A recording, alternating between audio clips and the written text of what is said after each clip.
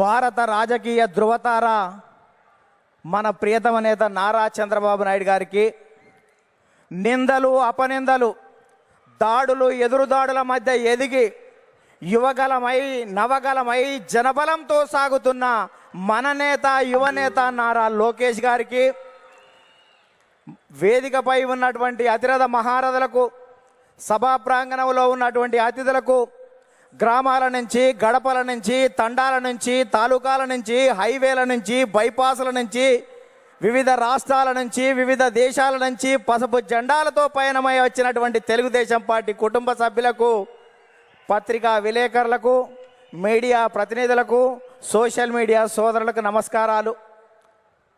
అందుకనే చెట్టు మీద కూర్చున్నటువంటి పక్షి కొమ్మ బలాన్ని నమ్ముకోదు, రెక్కల బలాన్ని నమ్ముకుంటుంది. తెలుగుదేశం పార్టీ కార్యకర్తల బలగాన్ని నమ్ముకుంటుంది. కాబట్టి కార్యకర్తలే ఈ పార్టీకి ఇంధనం. అందుకే మీకు నా తొలి వందనం అని ఈ సందర్భంగా గుర్తు చేస్తున్నాను. అద్భుతమైనటువంటి వాతావరణం ఇది. మొన్నటి వరకు ఒక రకంగా ఉండే, మా కాడ ముక్కోడు పోయిండు, మీ కాడ తిక్కోడు పోయిండు. ఇవాళ ముక్క ఆయనేమో లిఫ్ట్ ఇరిగేషన్, తిక్క ఆయనేమో ఆత్మలతోటి మాట్లాడేటువంటి పరిస్థితి ఏర్పడ్డది.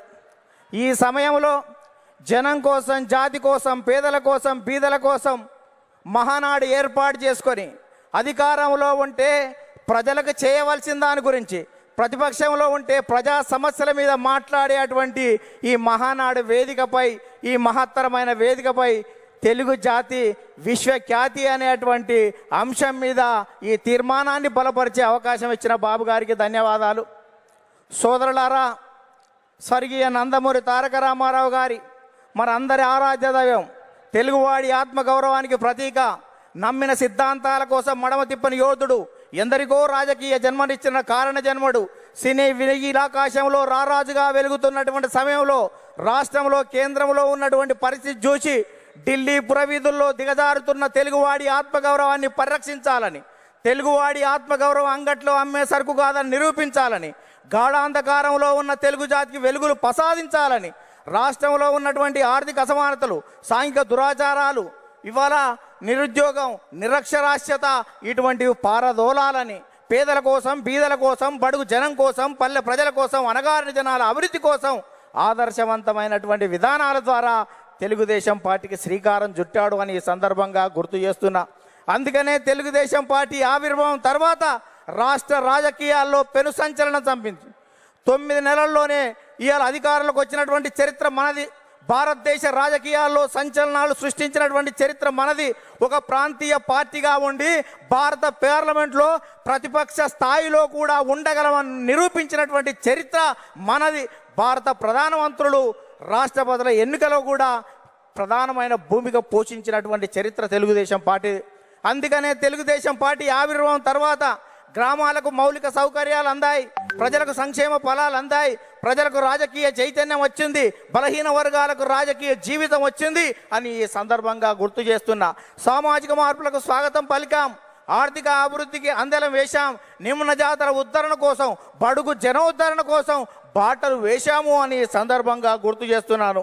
అందుకనే గతంలో రాజకీయాలు భూస్వాములు, ఆసాములు, జమీందారులు, జాగీర్దారులు, దేశ్ముఖులు, దేశపాండేల కబంధ హస్తాలలో ఉన్నటువంటి రాజకీయాన్ని గరీబోళ్ళ ముంద ఉంచినటువంటి చరిత్ర తెలుగుదేశం పార్టీది.